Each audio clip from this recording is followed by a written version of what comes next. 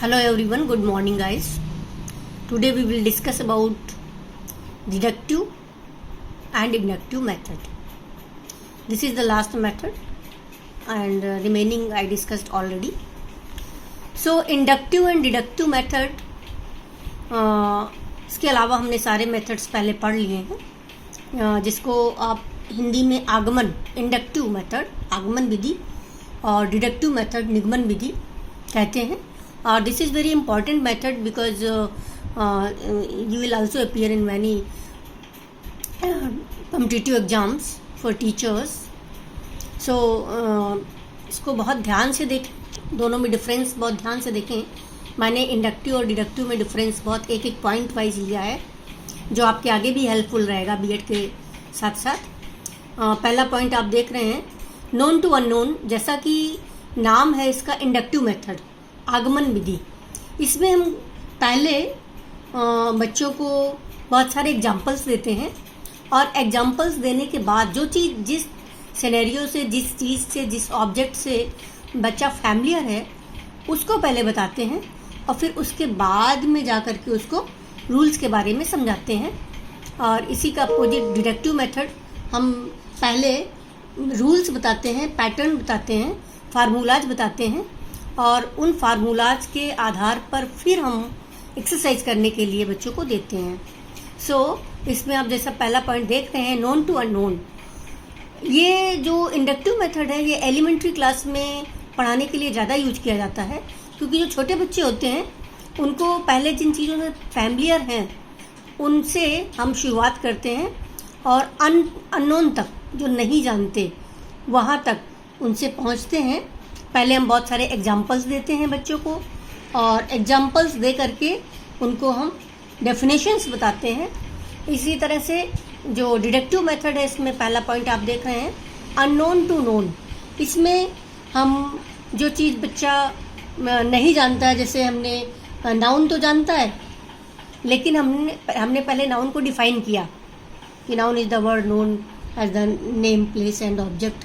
उसके बाद में डेफिनेशन करने के बाद में हम रूल्स बताने के बाद में एक्सरसाइज देते हैं जिससे कि वो उसको सॉल्व करता है. जैसे सीनियर क्लास में ज़्यादा यूज करते हैं क्योंकि बच्चा सीनियर क्लास में मेंटली डेवलप्ड होता है.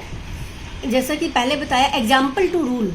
हम एलिमेंट्री क्लासेस में पहले एग्जाम्पल्स देते हैं, समझाते हैं, फिर उस बच्चे को डिफाइन करते हैं.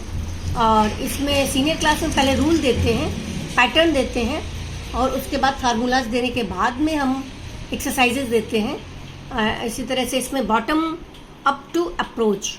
बॉटम अप अप्रोच इसको इसलिए बोलते हैं कि इसमें जो बेसिक चीज़ें हैं उन बेसिक चीज़ों से स्टार्ट करके हम एडवांस की तरफ बढ़ते हैं, जो बच्चा नहीं जानता उसकी तरफ बढ़ते हैं.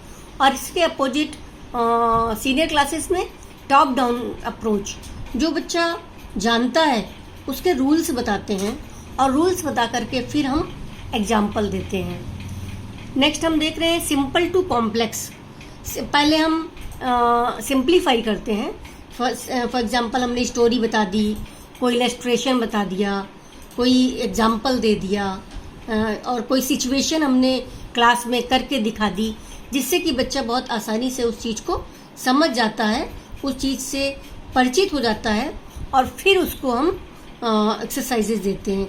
जैसे हम कई बार क्या होता है कि जब हम कंटेंट पढ़ा रहे होते हैं तो हम कई वर्ड्स को बच्चों को सर्कल करा देते हैं, अंडरलाइन करा देते हैं. उसका मेन रीज़न यही है कि पहले हमने अंडरलाइन करा दिया, उसको बता दिया, सिंप्लीफाई कर दिया और फिर उसको हमने डिफाइन किया, तो बच्चा बहुत आसानी से सीख जाता है. लेकिन सीनियर लेवल पर हम कॉम्प्लेक्स टू सिंपल करते हैं.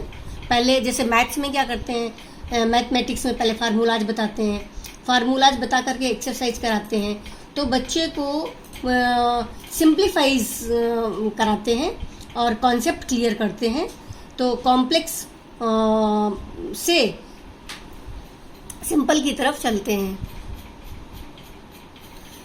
नेक्स्ट हम देखेंगे कंक्रीट टू ऑब्स्ट्रैक्ट. कंक्रीट, जैसा कि ये वर्ड आप यहाँ देख रहे हैं, कंक्रीट वर्ड का मतलब है नोन जिसको हम जानते हैं, और ऑब्स्ट्रैक्ट अननोन जिसको हम नहीं जानते। तो फैमिलियर टू अनफैमिलियर, सिंपल चीज से कॉम्प्लेक्स चीज की तरफ जाते हैं, नोन चीज से अननोन चीज की तरफ हम जाते हैं। और इसी तरह से फिर सीनियर क्लासेस में ऑब्स्ट्रैक्ट टू कंक्रीट, हम पहले अननोन चीज़ें जिनको नहीं जानते हैं उनको उनके रूल्स बताते हैं, उनको समझाते हैं, फिर सिंप्लीफाई करते हैं।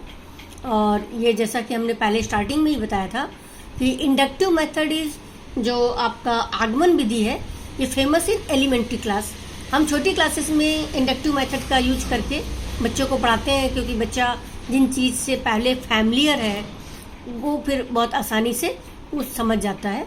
लेकिन डिडक्टिव मेथड में सीनियर क्लासेस में हम डिडक्टिव मेथड से पढ़ाते हैं।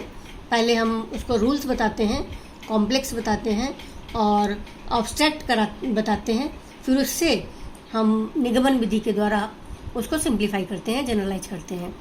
स्पेसिफिक टू जनरल, जैसा कि आप ये वर्ड देख रहे हैं स्पेसिफिक बेसिकली जो मुझे बिलोंग करता है। सपोज स्टूडेंट्स जिस चीज़ से बहुत ज़्यादा परिचित है, स्पेसिफिक जो उसको पर्सनली बिलोंगिंग्स चीज़ें हैं, उन चीज़ों का पहले हम परिचय कराते हैं। और जैसे फॉर एग्जांपल हम कह दें कि हमारे घर में कोई पेट है, सपोज कैट है, उस कैट की आवाज़ से हम परिचित हैं और उसकी आवाज़ से हमें पता चल जाता है कि वो क्या कहना चाहती है। लेकिन दूसरी चीज़ अगर हम कहें, बाहर जाते हैं तो हम डॉग देखते हैं और डॉग हम कहते हैं कि डॉग तो भौं भौं करता है, वो कोई बात नहीं करता है, क्योंकि डॉग से की आवाज़ से हम इतना फैमिलियर नहीं होते हैं। तो स्पेसिफिक टू जनरल हम छोटे बच्चों को पढ़ाने के लिए इंडक्टिव मेथड यूज करते हैं।